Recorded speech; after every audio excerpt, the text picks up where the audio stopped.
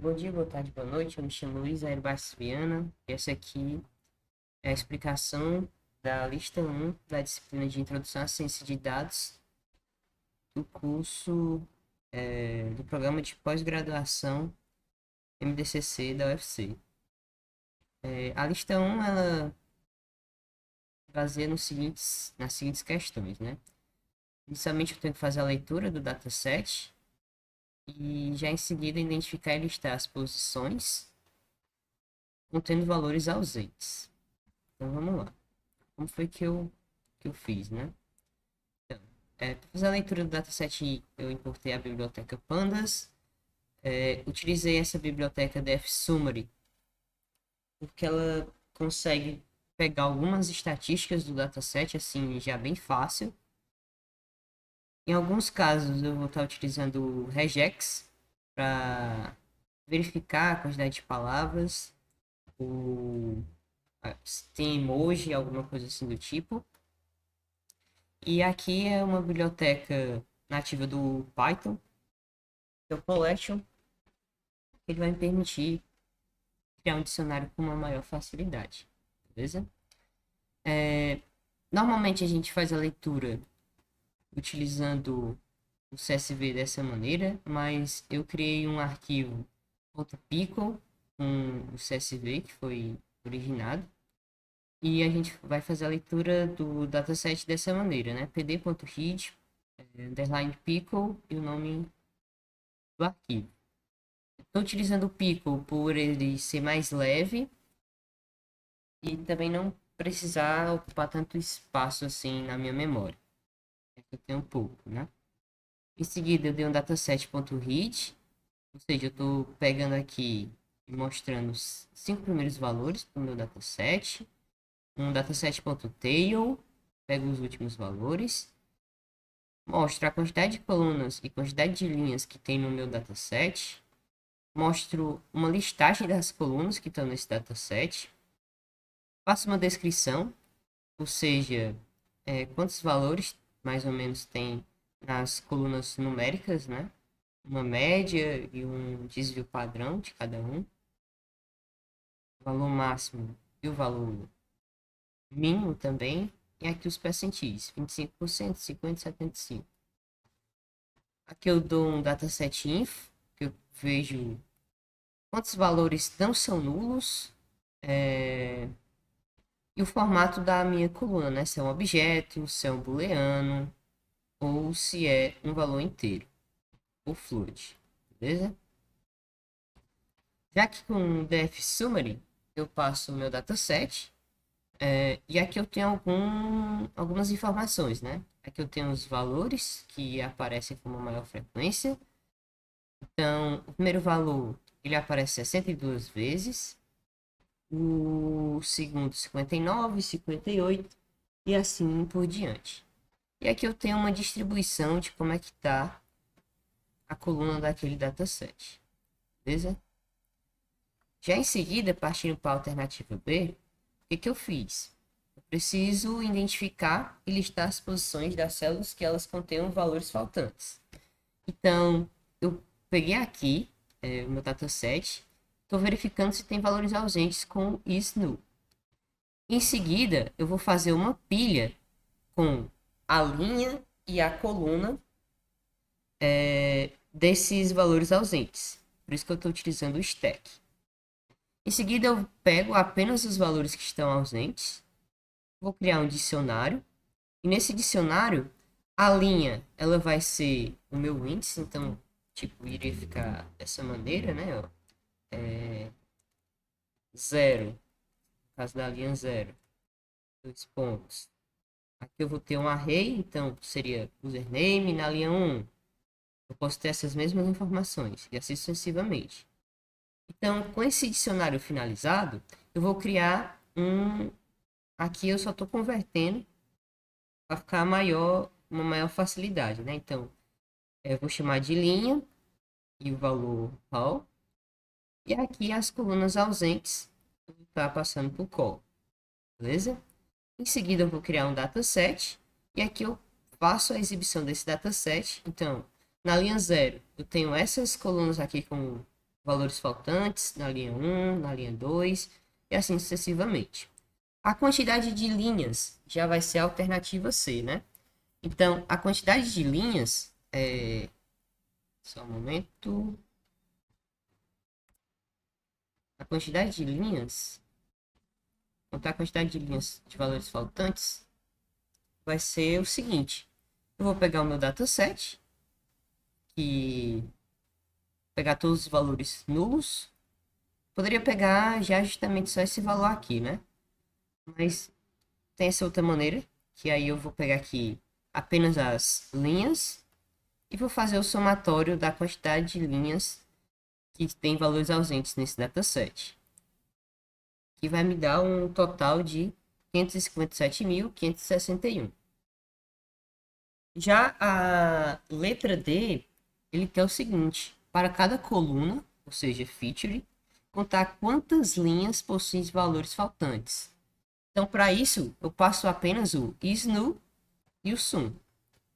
Então, aqui na posição 0, eu vou ter a minha coluna, a quantidade de valores ausentes que tem nela.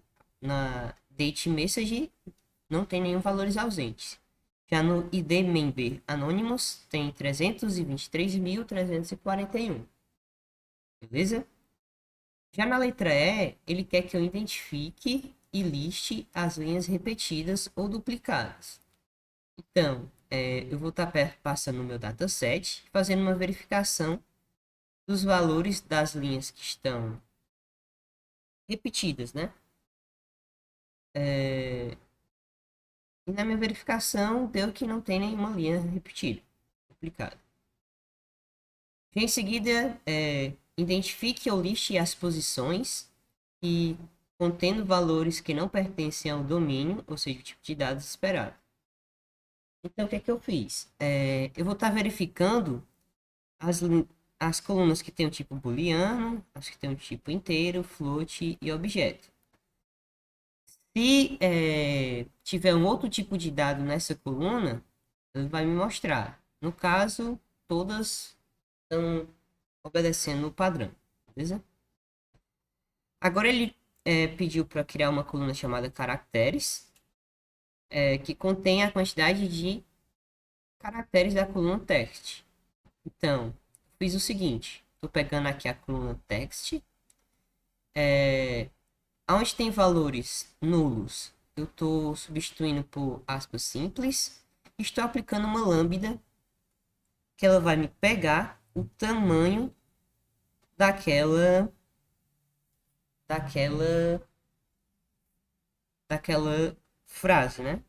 E vou converter esse tamanho para o tipo inteiro. Então, na linha 0 eu tenho 110, 141 e assim sucessivamente. Já a quantidade de palavras, eu vou seguir o mesmo padrão, só que eu dou um split.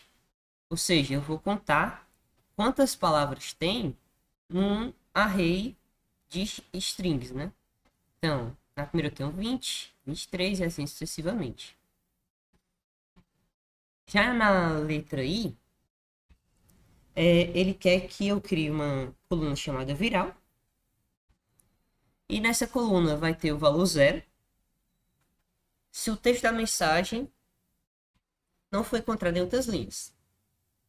Caso contrário, você preenche com o valor 1. Então, o que é que eu fiz? Eu estou verificando no dataset os valores que são duplicados na coluna text content anônimo e estou passando esses valores para o tipo inteiro. Então, se aquela frase for duplicada, vai ter o valor 1. Caso contrário, vai ter o valor 0. Beleza? Em seguida, crie uma coluna chamada sharing, que contém a quantidade de vezes que o texto armazenado no atributo text aparece no dataset. Então, o que eu fiz? Aqui eu tenho a quantidade de duplicar, quer dizer, se aparece mais de uma vez no meu dataset, né? Então, a gente percebeu que tem valores que estão duplicados, aparecem 2, 3, 4 vezes, e assim sucessivamente. Aqui o que eu vou fazer? Eu vou dar um vale contis, ou seja, eu vou contar quantos valores se repetem nessa coluna, e vou estar criando a coluna sharing, que eu vou estar mapeando esses valores, colocando 0 para valores nulos e convertendo esses valores para o tipo inteiro. E aqui eu só estou mostrando que existem valores que aparecem 2, 4, 0, uma vez, beleza? Em seguida, crie uma coluna chamada Sentiment, que contenha os valores -1 para textos negativos, 0 para textos neutros e 1 para textos positivos. Então, eu fiz exatamente isso. Quando tem valores nulo, eu vou estar atribuindo 0. Se a coluna score, que é score sentiment, tiver valores menor que 0, eu estou atribuindo -1, que seria o valor negativo. Se for maior que 0, eu estou colocando o valor positivo. Caso contrário, você atribui 0. Então, essa aqui foi a classificação. Por fim, a gente tem aqui eliminar as linhas cujo valor do texto contém travas-zap. Então, como é que eu fiz? Existem algumas características que fazem parte de um travas-zap, como a quantidade de emojis, a quantidade de caracteres especiais, quantidade de repetições. Sei lá, uma palavra aparece mais de 20 vezes, pode ser um travas-zap. Quantidade de linhas. Então, as características eram: inicialmente, se a quantidade de caracteres que a gente tem for maior que 10.000, a gente está considerando um travas-zap. Se a quantidade de emojis for maior que 50, se a quantidade de caracteres especiais for maior que 100, ou a quantidade de repetições for maior que 20, ou a quantidade de linhas for maior que 100, ou a quantidade de caracteres for maior que 5.000 e a quantidade de palavras for menor que 10, isso tudo se caracteriza como um travas-zap. Só que no nosso dataset a gente já tem um travas-zap, uma coluna lá. O que eu fiz? Eu fiz o seguinte: se aquela coluna estiver indicando que é um travas-zap, você retorna 1, ou seja, continua sendo um travas-zap.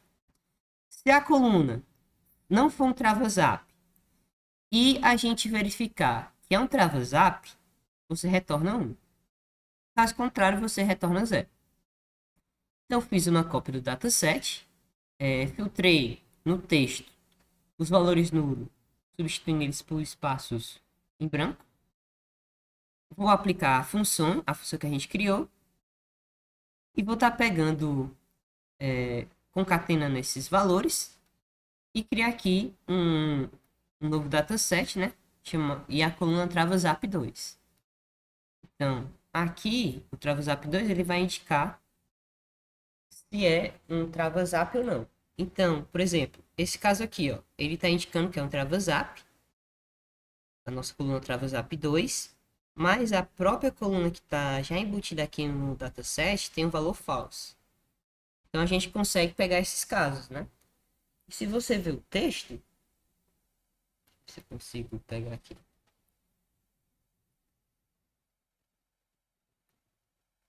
Você vê que ele é um texto bem grande. Ó. Continua e assim vai. Beleza? Então, para a gente excluir esses valores, o que eu fiz? Eu vou estar criando aqui um DF que a gente vai estar pegando apenas aqueles valores que não são travas-zap, né? Porque o 1 indica que é travas-zap. E a gente não quer, a gente quer excluir esses valores. Então, a gente está pegando aqui apenas os que não são travas-zap. E por fim, a gente faz a verificação se existem algumas inconsistências entre os atributos. O que seria? Eu fiz 3 tipos de verificação.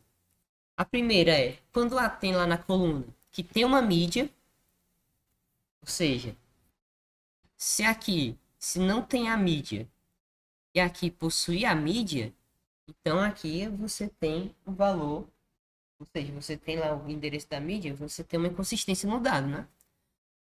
Aqui eu verifico quando a mídia URL é verdade, a mídia URL, ou seja, tem uma mídia URL, o endereço lá não é nulo, ou seja, e tem também, né? Então, essa é outra verificação.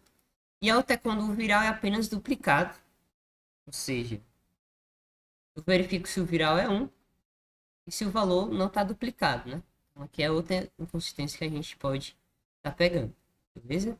Essa aqui foi a explicação da lista 1.